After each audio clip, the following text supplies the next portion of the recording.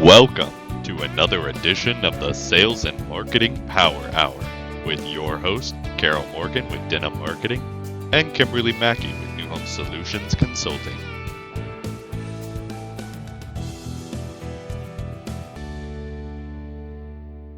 Already on the chat. You're working. Man, look at this. This is they're flying in here. I would say it's herding cats today, but apparently it's cheetahs. All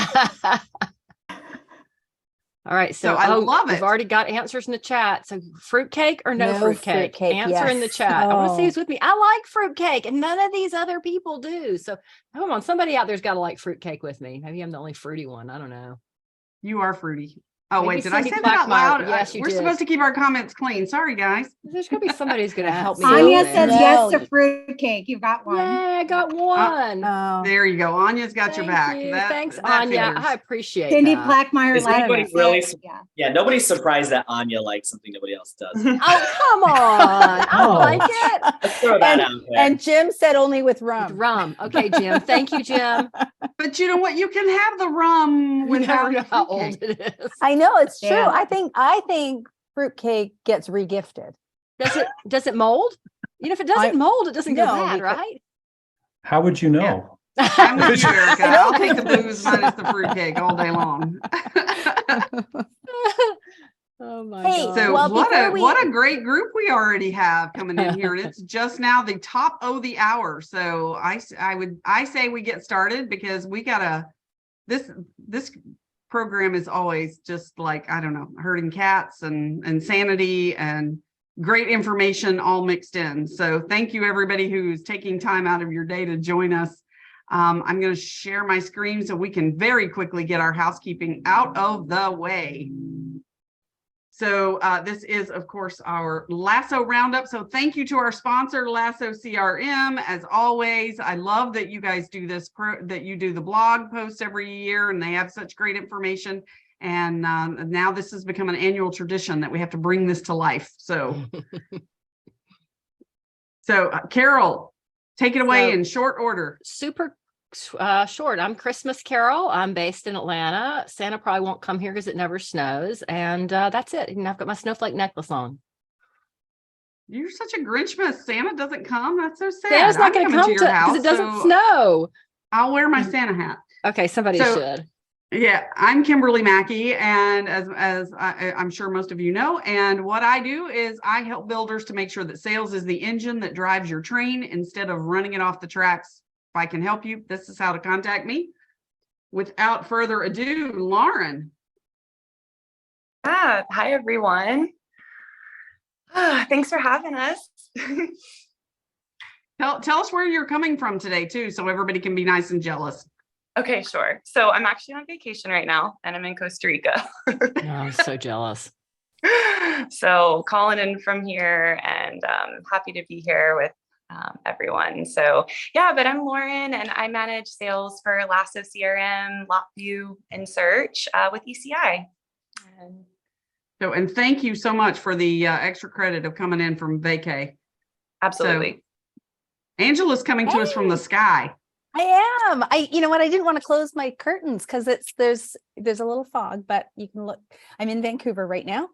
And I am Angela McKay. I am the director of client experience with O'Neill Interactive, and a digital marketing agency based out of Baltimore, but I'm the lone Canadian of the group. And that's why I don't have lights. I don't have the festive background because I think it must be a Canadian thing that we don't have that option. But I'm festive. You are festive. You have lots of sparkle just on your own. Greg? Hey, everybody. Greg Bray with Blue Tangerine. I have never been voted most festive ever. So it's just not me. But hey, happy to be here. Excited. So thank you for joining us. Sarah? Hey, everybody. I'm Sarah Williams. I am the director of sales at Anugo. I'm coming to you from Charleston, South Carolina. It's a little breezy today at 55 degrees, but I'm super excited to be here. It's my first time on the program. So thanks for having me. We are happy to have you. And everybody's coming from nice exotic locations. I suppose Tampa could technically be considered exotic, right? Not really, huh? Hello. Hello. Am I waiting for an introduction? Sorry, I'll come back on. No, you do you, Mike. Hello, everybody. My name is Mike Lyon, founder of Do You Convert. We partner with home builders to generate leads and convert leads.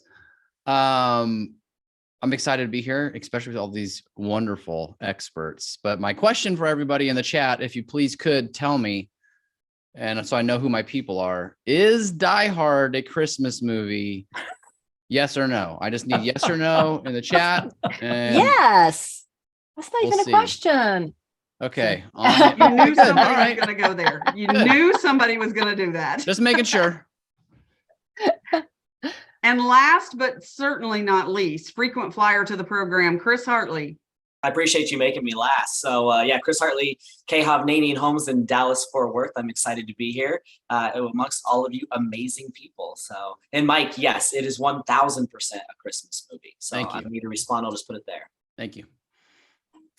All right. So that's how you can reach everybody. Of course, as always, I will send that out afterwards, but let's just dive in today and chat. People, look at all these amazing people who are here. This is great, guys. The chat is open. Use the chat. We love it. We love to hear from you. We want your comments, your feedback, what you're seeing out there, and apparently if Die Hard is a Christmas movie or not. So go Bruce Willis.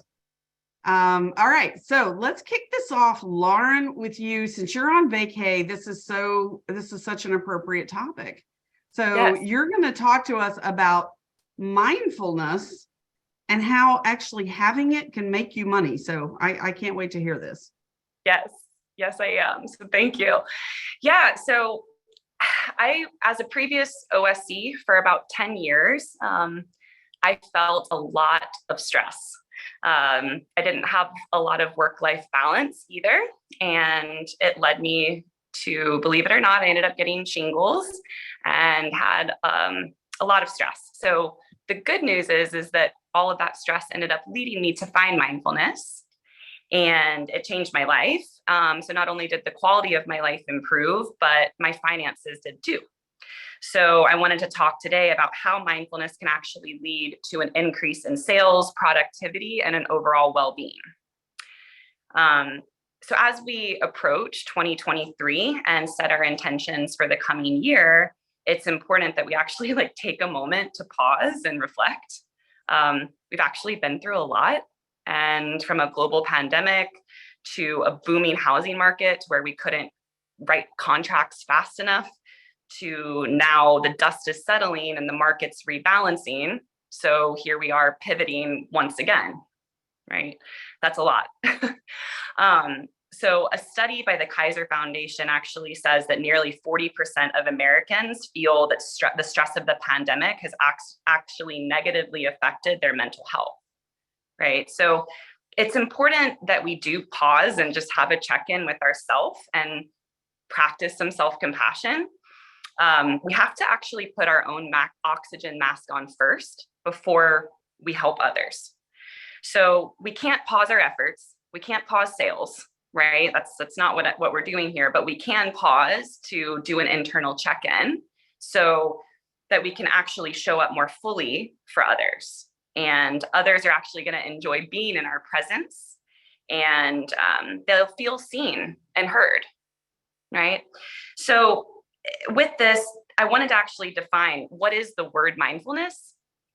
So it's traditionally a compound word that means mindful presence and mindful response, right? So the benefits, obviously are going to include reducing your stress levels, improving concentration, focus, self-confidence, and mental health.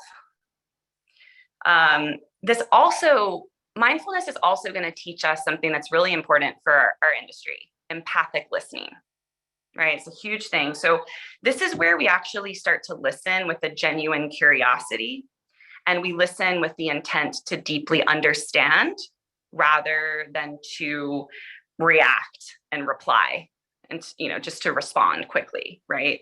So when I actually started practicing empathic listening, especially as an OSC, right? I'm over the phone, I'm listening to people. I actually started to see my conversion rates increase exponentially and the relationships were actually more meaningful and long lasting. Okay, so I wanted to actually share something with you. I found a really interesting study.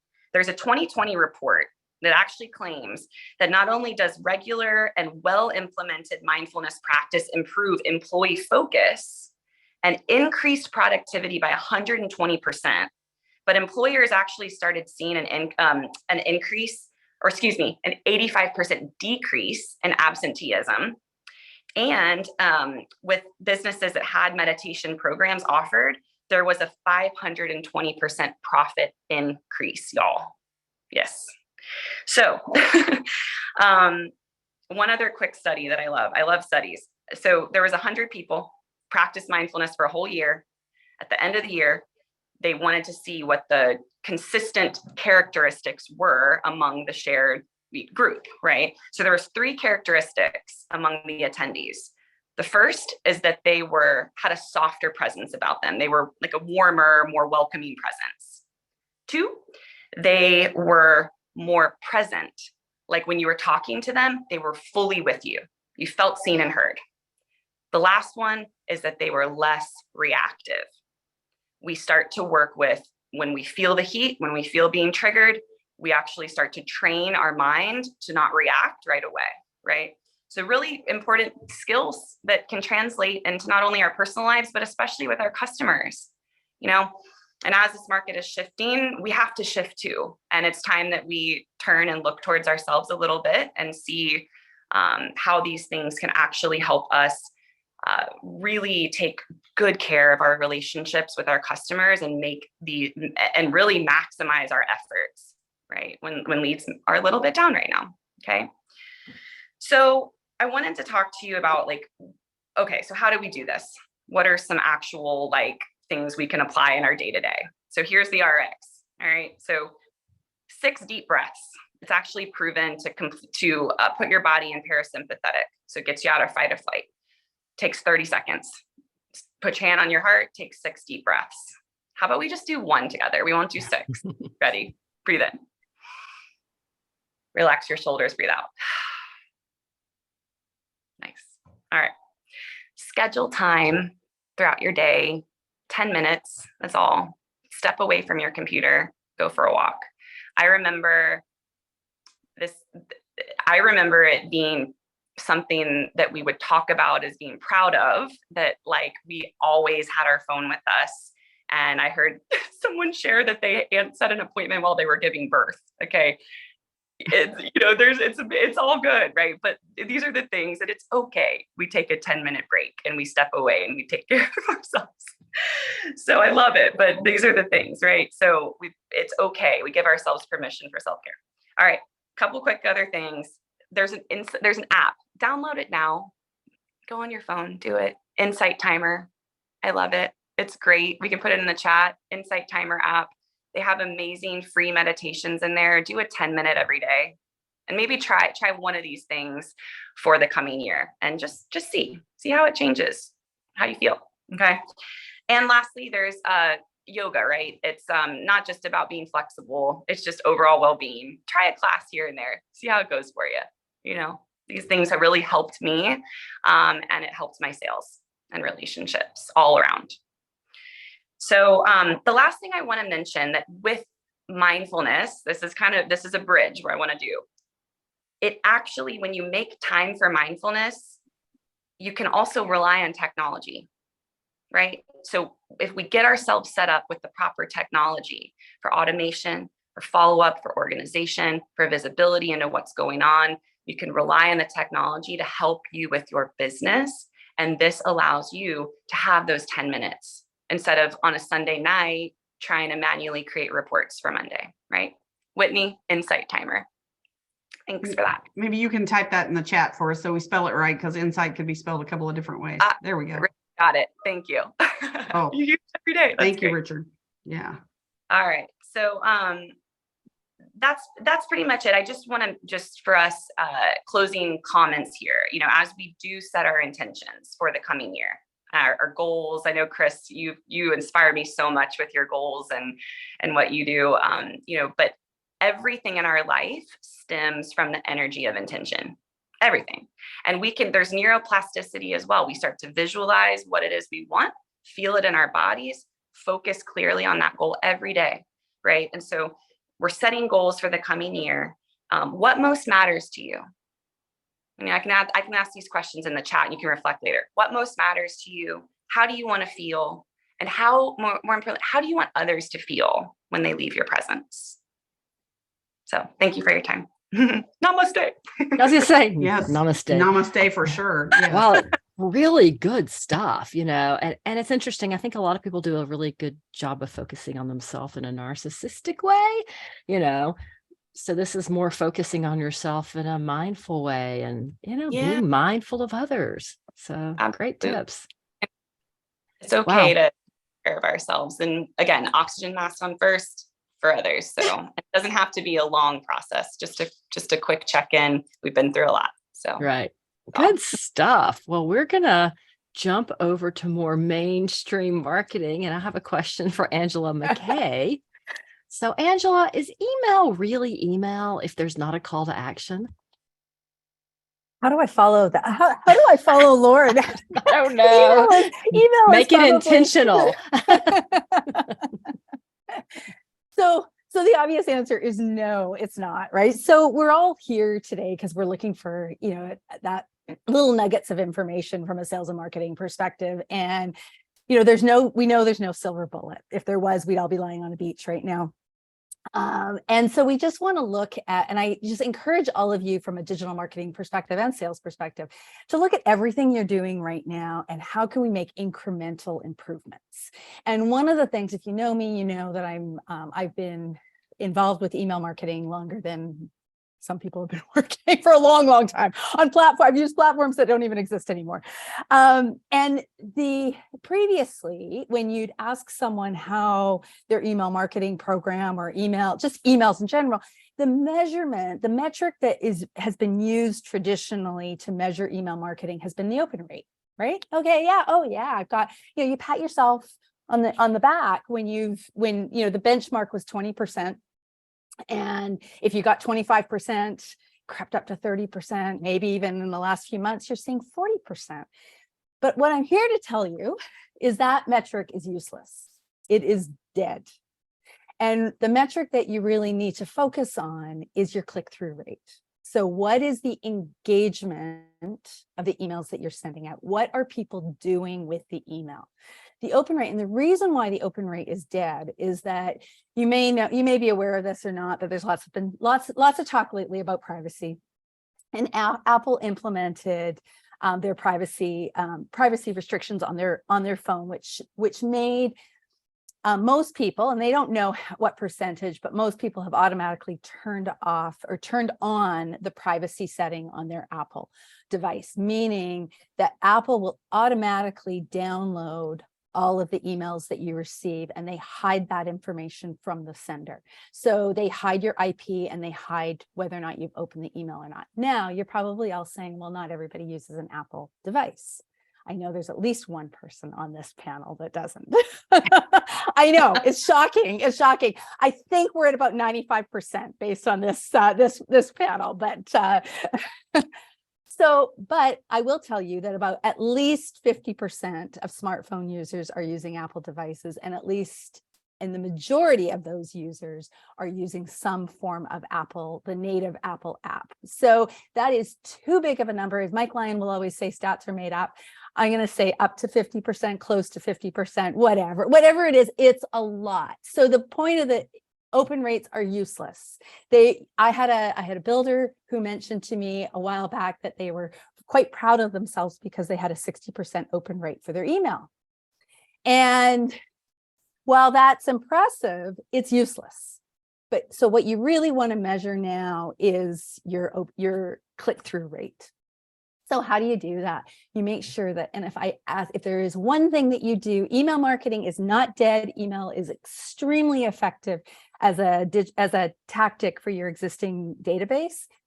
Please make sure and think critically, what do you want your recipient to do with the email? What is the call to action?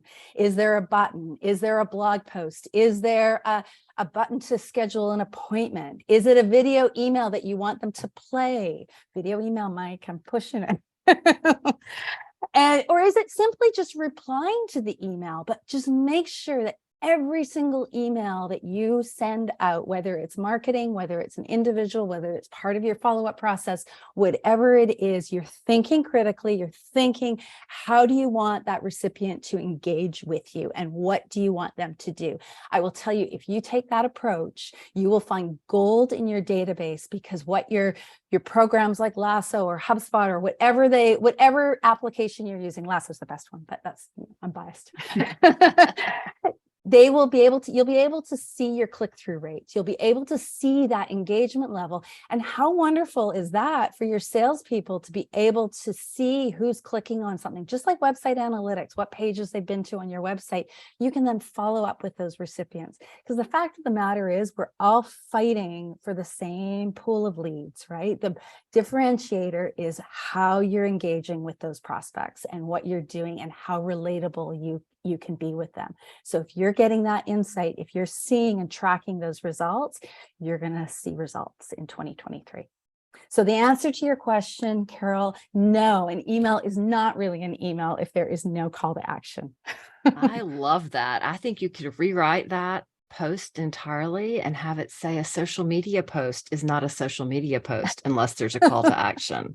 Right? I mean, it applies to everything. It applies right? to everything we do in marketing, but I don't know. I'm getting tangential now, but I can't tell you how many, social media sites I go to that allow a URL or allow a phone number or allow something that, let's just blast crap out there and not give them any way to contact us. We're going to make it hard. They got to go back to the profile. Anyway, whatever. All right. Well, thank you for that. I think that's great insight. So Greg is up next. Greg, golly. I know we're all hearing it on this panel. A lot of home builders are talking about cutting their marketing budgets because sales are down. Is this a smart move in a down market? Well, I guess, first of all, you have to acknowledge that some of them didn't have marketing budgets because they turned them off 2 years ago. And so those people are in a whole different spot. But this is not the time to stop marketing, right? It's not even fair to call this a downturn, in my opinion. I like the word normalization a little better than downturn. Compared to 2007, 2008, that was a downturn, right? But this is, and this still may be, but the reality is, based on the studies that are out there, when you quit marketing when things are slowing down, you really lose out long term. It's not just something you can turn on and off. There is a cumulative effect to exposure and awareness, especially brand names over time, that disappears if you just stop right now or scale way back. Now, that doesn't mean that you can't trim your budget a little bit, right? It doesn't mean you can't be smarter with your dollars.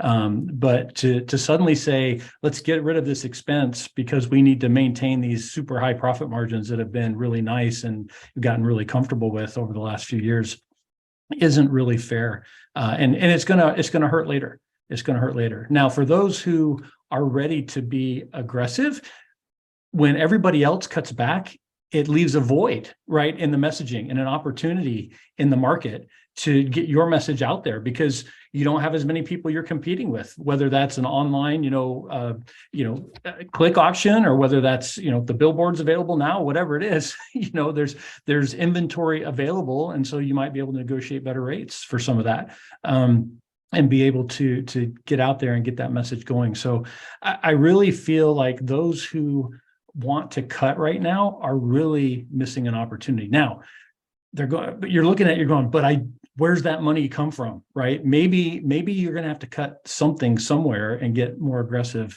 with some expense somewhere along the way. But to just cut all the marketing and keep everything else the same, I think that's a mistake. I think it's a mistake, and those who can kind of fight their way through it is going to be able to gain over the next year for sure. And I think that's spot on, that, if you shut off your pipeline lead you shut off anything that's generating leads to you, it's a self-fulfilling prophecy, right? Yeah, you So get it. It's a then death you're really spiral, going to have to make right? some hard decisions about what you have to cut if you shut that part off. So Yeah, it's all connected. It's all connected. Don't close off the open end of the funnel, Right. because then it doesn't come on the rest of the way through. So very good point. So and Carol, always we always talk about content and how that matters, how it drives the rest of this. And yet I see builders year after year after year struggling with content. They just want to put a picture of a house out there and think that that's going to automatically lead to something happening. Tell us about content and the importance of it. Well, it's going to become more important for those following along with Google and their algorithm changes. First we had Panda, then we had Penguin. Well, now we've got the helpful content update. So, what is helpful content and why should you guys care? Well, the new Google algorithm is going to reward sites that have helpful content, and it's going to punish those that do not have helpful content. So again, it's something that's worth taking a deeper look at. So what they define as helpful content is content that is helpful to your readers. So writing content for humans versus writing content for SEO is going to become really important. Now, that doesn't mean that you can't focus on keywords. You still can, but they need to be written into your content such that humans appreciate and enjoy them and don't read along and think, ugh, who is this written for? This isn't English, right? We've all been on those sites. I see lots of nodding here. So it's got to be content that helps them. It needs to be, unique quality content written for your site. Because the other thing that Google has said loud and clear with this update is that if you're repurposing content from another site, say a news site, maybe you're going to write about how your metro area is number 10 in the country for blah, blah, blah. Well, according to Google, if you're not the original source for that, and if it can be found on 10, 15, 20 other sites, it's not helpful. So if you are going to write about my community was named, number 10 in the country for blah, blah, blah, make sure that you're putting your unique spin on it and how it relates to you and making that content as deep as possible and as original as possible. The other thing it means for our industry is if you're writing what I call Better Homes and Gardens post that could be posted on anyone's site, any home builder could run them. It's the same content anywhere. I guess a perfect example is color of the year. Great. Talk about the color of the year, but talk about how you're using it in your model, how you're using it in your sales center. This is going to become more and more and more important.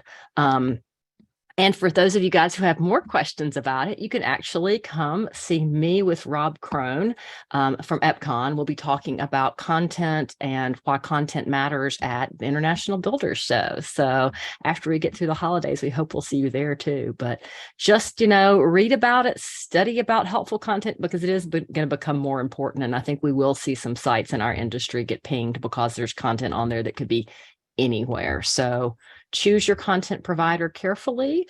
And if you guys have questions for blogs or questions about content, give me a shout. So I'm wearing the color of the year. Do I get bonus points? Yeah. There are some very cool colors of the year for 2023 too. So they're bold. They keep dribbling them out. The last one that came out, we were all like, well, that's really pretty. It's like a hot pink. I can't remember whose it is. And my staff's like, well, we love that. I'm like, boy, I wouldn't want to be in a room surrounded by 4 walls of that. I'll take one wall of it. But yeah, so. Yeah, pops of color sometimes can be a good thing. Pops of color are good. All right. Well, next up, we have Sarah. What should builders be focusing on while they're trying to accelerate the sales process while simultaneously improving the shopping journey? Well, thanks, Carol. Gosh, following all of you guys, I feel like this is a perfect segue from all the topics that we've been talking about. But I really want our builders to focus on the word yes. How are we helping our home shoppers and our buyers say yes to us? So when we look at this, we need to look at marketing and all of the different ways. Are we setting up from call to actions, in whether it's on a social post, in an email, on the website, wherever it is? Are we giving them the path to yes? but then also in the sales process, how easy are we making it for folks to say yes? So when we're talking about the website, for instance, are we gating content so people can't get the information that they're looking for on the website? Are we providing, someone mentioned content on the website, we're helpful content, but are we really helping people say yes to new construction? So what that means is being able to visually see what the house will look like, or having someone shop for the house of their dreams on your website at all hours of the day, unassisted, in the way that they want. So when we think about shopping behavior, and we think about even Amazon as like a very tried and true source that we all use, you can see this top, that maybe Kimberly's wearing, but I can see it in my favorite color of hot pink, and she has the color that she has on. Maybe I want a black blouse and pants, or whatever the product is, we want to see what I like versus what maybe everybody else has. So shopping behavior is we're so used to being able to personalize it or see it in the colors and the ways that we would want to buy it in. Why are we as builders, with the biggest purchase of our life, not serving that to our clients or to our home shoppers in that shopping journey? So we're seeing more and more jump and start investing in that type of content, but we need to do such a better job. So in 2023, invest in visualizers, whether it's a kitchen visualizer, an exterior visualizer, interactive floor plans, or tours, whether it be Matterport for existing homes, or virtual tours for something that's never been built. But we really need to help folks say yes to new construction and yes to you, the builder, in that way. Now, when we talk about sales, we need to think about booking appointments. Do we have OSCs in place? Do we have calendar apps? Because when we don't have people ready to answer questions or a calendar app to schedule, we're creating that friction again. People have to wait around. If they can't book in a meeting from a calendar app, now it's the back and forth. So we're creating barriers. So I always like to think people are looking for ways to exclude us from their search and to cross us out. We want them to move through this process, whether they're with somebody or without someone, unassisted or assisted.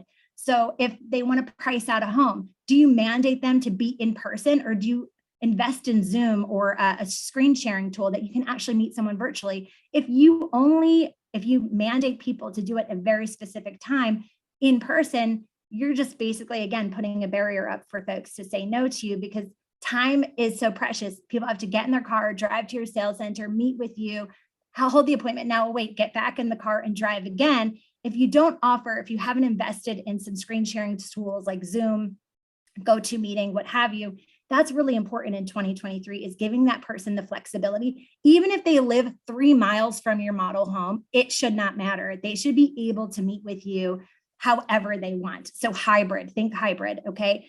So calendar tools, Zoom calls, self-touring, the ability, if you have spec homes, when you're closed, whether it's on a holiday in the evenings, or some builders are closed on Sundays, how easy are you making it for someone to be able to self-serve on their schedule versus coming to your sales center during your times? So that's another tool. So when I'm saying yes, it's moving them through. But if you think about it, they're able to move through that process so much faster. So we're accelerating, but we're also giving people options, right? It doesn't have to be either or. Why not both, depending on that shopper that's sitting in front of us? Someone might want to self-serve. Others might want their hand holded. You definitely need to be able to give options and give everybody what they need as they need it in that timely way. Goodness me, there's so much more we could talk about on this, about self-serve. And even, if you do self-touring, if someone wants to say yes to that house, do they have to pick up the phone again to call you to be like, what's my next step? Or is it in your office to say, this is the next step? Oh, wait, you can get on this app and digitally and do a digital deposit and make it yours right now. These are the things that I want everybody in 2023 to think about, is why do we keep putting up barriers of why do people have to call us to be like, what's the next step? Why is that not given? Why isn't it expressed in all of these different stages? And why aren't we giving people these opportunities to move through this process in a faster way versus, oh, wait, I need to step in now and help you do this. If someone's just moving right through, you could have that sale so much faster. So 2023 is the year of yes in my book, and just looking at your sales and marketing processes and thinking, if it's a no, how can we make this a yes? And how can we make it easier? And once you've implemented this, now it comes down to training. So you have to have a solid process around whatever you're implementing. And then you have to train everyone and keep refining it. This is never going to be finished. And we keep evolving based on what our clients need. But we definitely have to remove barriers, remove friction, and really serve and be servants again versus, I hate to say, order takers. We need to serve our clients in the way that they're expecting and giving them, whether it's digital tools to visualize or giving them easy ways to book appointments, hold meetings with you, pricing transparency, giving them prices on the website. Gosh, I know that's, taboo for some builders, but give the people what they want. They want to figure this out and they don't want to have to wait around and drive to your sales office to price out a home for 2 hours. That's just not what the majority of folks want. So I could talk for days on this, but I'll end it there. There's so much to it. So, an object in motion stays in motion until met with an equal or greater force. So remember that from 6th grade science, that's the law of inertia. So if we can keep them moving forward, we can absolutely accomplish more. But yeah, we like to make it hard. It's supposed to be so mysterious. It does seem counterintuitive. Thank you, Sarah. Thank you. So, and along those lines, we need our OSCs as part of that journey that buyers are having. So, Mike, we're going to talk to you about online sales and how are they bridging this gap? How are they moving people forward? And especially if they've never experienced your words, down market. I'm calling it still a normalization, but you call it whatever you want. You do you. Yeah, absolutely. Well, first of all, I'm doing my breath work, Lauren. Did my breathing, put my hand on my heart. Buddy the elf is with me. He's got 2 hands on his heart back there. Good. Distinguished webinar guests and colleagues, thank you for having me. Motivational Mike is here, first of all, to say online sales and marketing, we dominate in a down market. If you're with me, say heck yes. Surprise, we are moving into a down market. You can read like, listen, it is normal, but it's actually right now it's less than normal, and it might get a little bit harder, especially if Lennar's packaging up and selling 5,000 homes at once. Something's cooking out there, and that's okay. Like, I welcome it, because get rid of the riffraff, right? Online sales, this is important for you to hear. If you haven't been through a down market, if you've been hired when everything was just going crazy, these last 2 years, they were hard. That was hard work. It's really hard work. Didn't require a lot of skill, but it was hard. It was really, really hard. As we move into this next shift, it's the skill work. It's the soft skills. It's not just the technical skills, it's the soft skills. So my encouragement to you is roll up your sleeves, join all the webinars, listen to all the stuff, listen to the experts, and start putting in that work. And that work's going to look a little bit different. Now, that was motivational Mike, right? So here. Now, business Mike comes in, puts on his business hat and says, not everybody's going to make it through this next little shift, and that's okay. The ones that work hard and put the effort in are gonna make it through, and they're gonna be better for it. But there is a need to really evaluate and right size the team. We right sized it up. We may even have to right size it down. And I'll share a story, and I want you guys to participate in the chat if you think you know what's going on here. But I was on a coaching call, and someone was kind of expressing frustration to me. They were in Las Vegas. They said, Mike, listen, I'm prospecting like you've told me to, and I'm running out of people to prospect to. And I was like, what? No.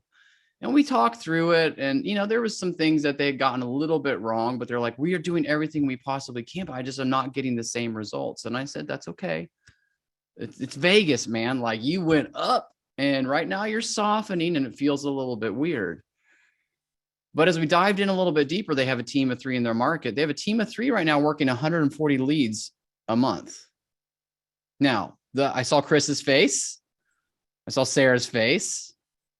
I can see your virtual faces going, whoa, 140 new leads for 3 people. And I nicely said to this person who has worked with for a long time, I said, hey, you're frustrated because 3 people are doing the work of 1 person right now. And I said, now, I'm not going to stay like this forever. and leads will come back, and so will the sales and the appointments. But right now it feels weird. That's the frustration. You start working on prospecting, go longer and go deeper into your CRM and get after it. Do it for sport, do it for training, like do it for no's. Like if people are saying, take me off your list, I bought somewhere else. Reach out to your realtor partners. Remember those people, realtors? Remember those ones we said, get out of here? In the past 2 years, they're back. We need them again. Call your realtors, get to work, do it with a smiley face. If someone has made it through to your chat, to your phone, like they've seen all of the crappy news that's out there and they're still calling. So we're going to set an appointment for those people because it is a better time to buy a home right now than it was 4 months ago. Yes, the rates are a little bit higher, but that's kind of like the only thing. And most builders are coming up with great incentive programs for it. Get them excited and say the next step is, and get them out in front of your amazing salespeople that Chris works with and trains. But do the hard work, and just leaders need to be okay with this. Like here's a final thing I leave before I flip it over to my buddy Chris, who's in the trenches with the salespeople. Here's what I would tell you. I get very passionate about underperformers not doing their job, because if you don't set that appointment for that sales rep, we miss the opportunity to sell that home. When you sell a home, there's over 30 subcontractors that work on the home with multiple other people underneath those subcontractors. You got all the employees at the company that are depending on the sale of that home. When you sell a home, there's an average of 2 jobs created in your market every time you sell a home. So if an underperformer isn't setting appointments, doing their job, answering the phone, being fast in their response, and doing it with a smile on their face, like Buddy the Elf, we are not doing any favors to the economy that we're moving into. So do the work, or you can go somewhere else, and that's okay. No hard feelings. It may not be a fit. That's what I think about that. Take it away, Chris. Before you jump into that, Chris, I want to chime in on this. I think this is really important. And I've been saying this, I've been everywhere I've spoken, I've said, you can make excuses or you can make sales. Right now, those people who aren't making excuses are selling. They believe they can sell. They're making it happen. In fact, they're making it rain in some instances. And it's truly, if you think you can, you're right. If you think you can't, you are right. So I like to talk about excuses. They're very similar to armpits. Everybody's got them. At the end of the day, they all stink. And I like what Taylor Humphrey said, train them up or train them out. I like that. We say coach them up or coach them out. And listen, I'm not saying like just kick people to the curb without training and support, because a lot of people haven't gotten training or support. Train them, support them. But if they're not like on board and in alignment, we have no time for underperformers. Chris, would you agree with that? Yeah, I absolutely love that you teed me up after my good friend Mike Lyon, because we've known each other a long time. I've been in this industry 6,946 days. And yes, I have a countdown app for nearly everything in my life. So that's how I know how long I've been doing this. But being in the industry that long, I've seen really great times and I've seen really difficult times. And Mike nailed it on so many levels. I think we should do like a traveling road show with what we're about to throw down. But I am a heart-based leader. I lead with my emotion. If you've heard me speak publicly about something that's not home building, I will most likely end up in tears. But I'm a very passionate person in general. And one of the things that I'm very passionate about is the fact that I do not want anybody in my division losing their job because my sales team did not do everything possible to sell a home. Now think about that. If I've been doing this industry for 19 years, I've seen good times and I've seen bad times. And I got transferred after I shut down an entire division in 2008 in Denver, Colorado, got transferred to Phoenix, Arizona to help a struggling sales team in 2008, 9, or 10.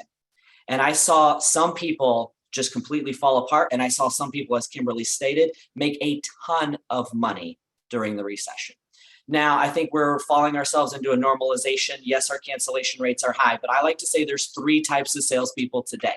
There's the hungry, there's the hopeful, and there's the helpless.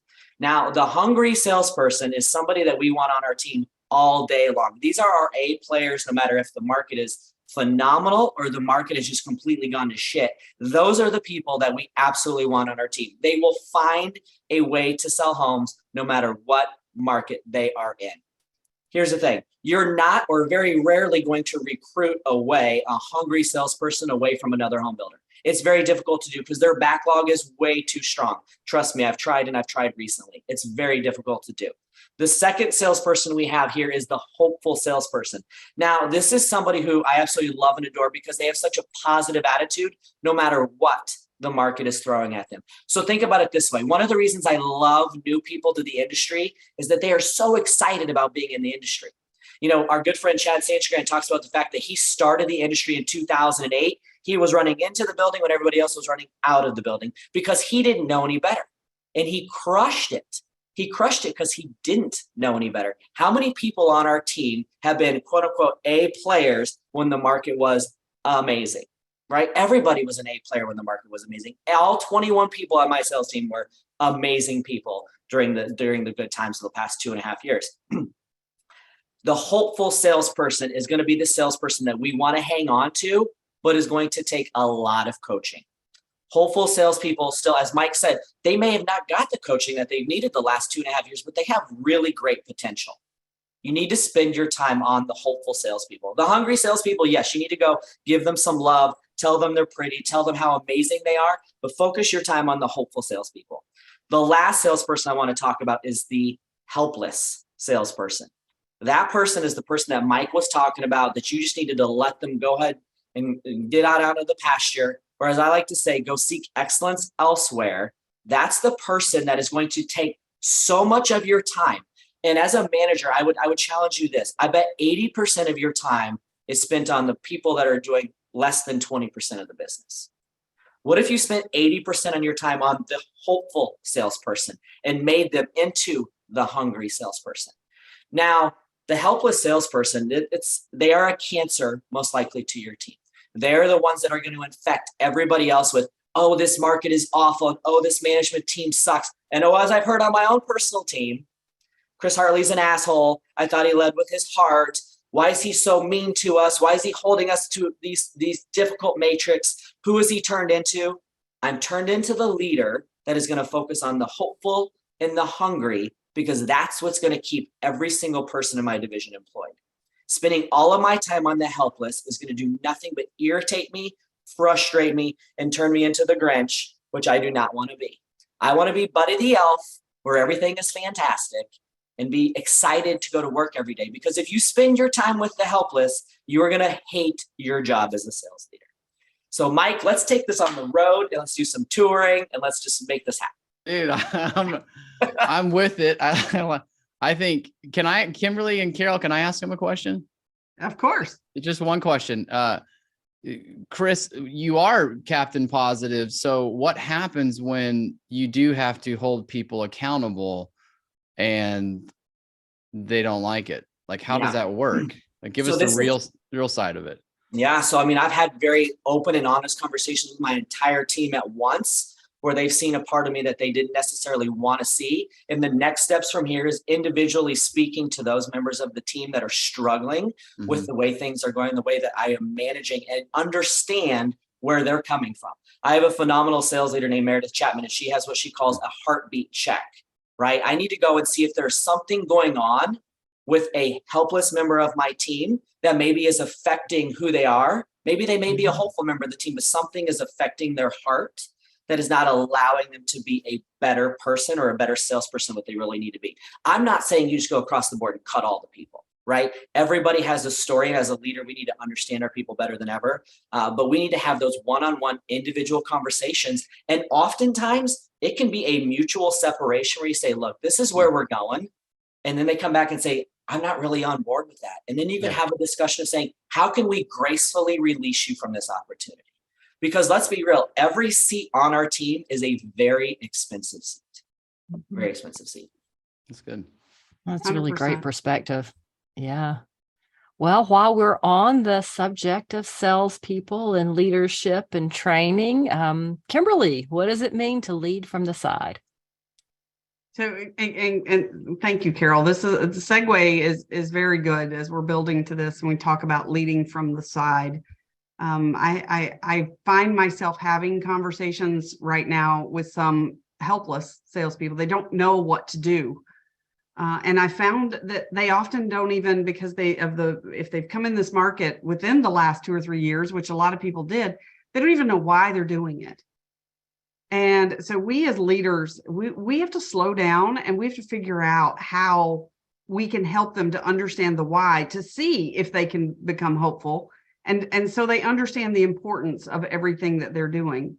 Setting that perspective, Chris, I think, what you said of that, I want to make sure that the rest of my team stays employed. That falls purely on the head of salespeople. And it is our job to keep the company employed. That's a big load, guys. That's a very big load. And salespeople need to absolutely understand that. So as our market continues to normalize, I learned a lot about leadership from horses. Everybody that knows us knows that Carol and I are both into horses. It's one of the reasons we have such a strong friendship. And with a horse, mine weighs 1,100 pounds, give or take, 1,100 pounds. If I try to make him do something, if I try to push him from behind, that's really dangerous. I don't recommend that you do that because you can get kicked. And if you get a kick from a horse, as Carol will attest, it hurts really bad. So, that's not going to work. I can try to pull him.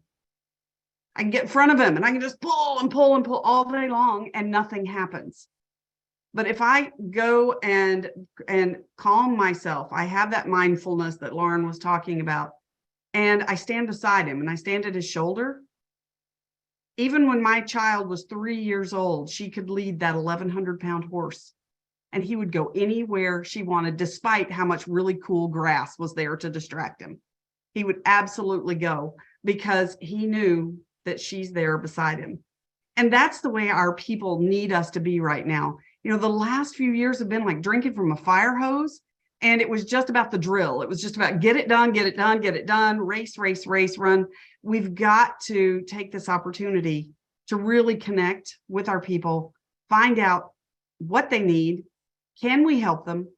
Is this the right fit for them? Are they happy doing what they're doing? And showing those, when you connect with them and they realize that you're serious about connecting with them and supporting them, even when you're having those tough conversations. I mean, this week, twice I've had you got 30 days to turn things around. Now, what support do you need? Conversations. Even when you're having those tough conversations, when people feel that, hey, this isn't a threat, this is a get real conversation is what it is. And I want to help you. I want to help you as much as possible. And we have to listen. We have to be able to do that. And that's what leadership means. Be open to those ideas. Again, don't make those excuses. I don't accept the excuses, but be open to ideas. So if somebody says to me, this is happening, or the interest rates, or so what are you going to do about it? What is your solution? You have to help them out of that helplessness that Chris was talking about, because they need to be part of their own solution, or it's not going to happen. You can't give people that. They have to get it. They have to get it for themselves. So I encourage you as leaders to, reach out to your teams, have those, what does Meredith call it, Chris? A heartbeat check. Heartbeat check. I love that. Yeah. I mean, that heart where you're really checking in with your team, where you're supporting the team. But again, you're letting them know how important it is that they really bring their A game. It's not enough to train them. You got to make sure they're applying that training. Because otherwise, to go back to the proverbial horse story, I mean, you lead a horse to water, but you definitely cannot make it drink. You're not going to make it do anything. And I'm not saying that our salespeople or anybody else on our team are horses or any part of their anatomy, despite what I think some days. But we got to be right there with them. We got to be walking shoulder to shoulder, and guiding by looking where we want to go. Because if you look where you want to go, that horse is going to go right there. That salesperson is going to go right there. It's got to be very clear. It can't be, well, let's try over here and let's try over here, and then it just gets to be confusing and a lot of clutter. So be purposeful. Have that direction, and really break down what is the process here, so that you can support people a step at a time. So, and I think that's key. So with that, let's we've got such a lively chat going here. Questions. Yeah, let's what were takeaways? I want to hear what your takeaway was today. There were so many good nuggets. I'm so glad this is being recorded because I couldn't write and listen to everybody at the same time. I'm going to go back and do it again. So Angela says, Angela, you can talk. You have a microphone. So okay. Well, we're chatting about podcasts in the chat. Okay. Yeah, no. Yeah. Hey, can I just say something about we're leading up to the Builders Show in January. And if all of our, I think all of us as panelists are attending the show, but if you're looking for speaking, like in all likelihood, but if you're looking for inspiration, if you're looking for a great place to connect and talk with like-minded people, I highly encourage you all to try to make that effort to be in Las Vegas. And then to add to that, the Nationals is on the Tuesday night, and this is a little bit of a plug for the Nationals. But honestly, if you're looking for inspiration of all of those hungry people, Chris, that are up for they're up for golds, the gold awards. They're all silver winners. Check that out. It's thenationals.com. Tickets are still available. It's my little plug for the Nationals. And both Kimberly and Mike are up for Nationals, and they are sandwiched. I guess Kimberly's head to head is. I'm in a sandwich. I'm in a DYC sandwich. I don't know. It's just too much. I was a judge for Nationals, and neither one of you greased my palms, so I don't know if I voted for either one of you. They're the only ones that are in the category. I knew that's how it worked. I knew that's how it worked. That's hilarious. Yeah, I wish I'd known you were judging, Chris. I would have had a call with you ahead of time. Hey, we go completely unbiased on that one. Yeah, the other thing I'd like to say about just the Builder Show, so much value. Obviously, content and training is and the education is great, but Sales Central, man, just to be in that proximity and to hang out, like everybody who you want to know or should know is going in and out of Sales Central. So if you're ever like sitting there wondering what to do, it's not really the show floor. I mean, there's some cool stuff on the show floor, but from a sales and marketing perspective, it's Sales Central is where it's out, where it's at. I don't know if you guys agree with that or not. I would add to what Mike's saying on that too. Don't be afraid to come up and talk to anybody. I mean, at one time, Mike and I've been doing this for a long time, obviously, but Mike and I didn't start out as friends, right? The first time I ever met Mike was at the Builder Show. I was impressed by what he had to say, and I just went up and talked to him. Yeah. I mean, we're all people, so just come up and say hello. Yep. And you can come see me in Sales Central. I'm speaking in Sales Central on Tuesday. So really? I didn't know that. Yeah. Cool. So come see me and talk to me, because I don't want to be up there all by myself. But Sales Central, you're never alone. I mean, it's that's a happening. It is absolutely a happening place. So any ahas from people, any takeaways that you're going to take back and apply with your team? I'd love to see more of that in the chat coming in. Or any burning questions? Yeah, they're all getting, they're hungry. The mindfulness, I agree. Is good. Yeah, I so need to do that. I even have the app on my watch, right, that tells me, and I just don't do it enough. It tells you to breathe. It tells you to breathe. When you said breathe. I'm busy with my horses. Yeah. When she said for us to breathe, like I felt my shoulders relax immediately when you said breathe, right? I mean, I'm just so grateful even for that split second to be able to do that. Yeah. Well, so many people have been holding their breath or just so tense for years now. Years. Like everyone just breathe. And I loved it too, Lauren. I started doing yoga when I was in OSC, and it was a game changer for me to learn how to meditate because of the stress and all the things that OSCs go through. So, and I'm a very high strung person. So it took me down. I wouldn't say it took me all the way down, but took me down a few notches for sure. It's a stressful job and industry, but we love it and we love all of it. And it's just a tool to really help us really take care of ourselves and also their customers and relationships. So, yeah. It's either yoga or horses. You got to have one or the other. Hey, there you go. The other. Or Peloton. Or horse yoga. Horse yoga. I said goat yoga is more popular. Yoga. There is a thing. There is horse yoga. So it doesn't. I've done a horse leadership. I think I told Carol I did a horse leadership. That's cool.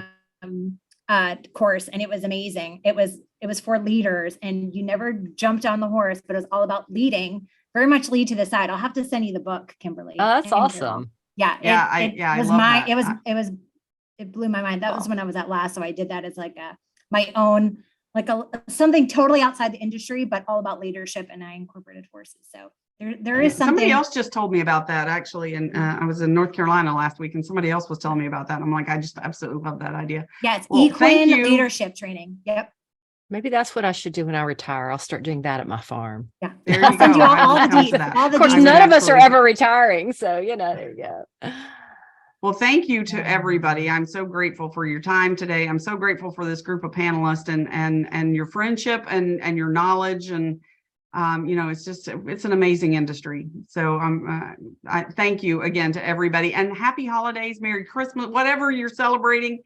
Yes. Happy holidays, and we'll see you at the Builder Show. Can't wait to see everybody. Bye, everybody. Thanks, y'all. Thanks. All Bye. there. Bye, everyone.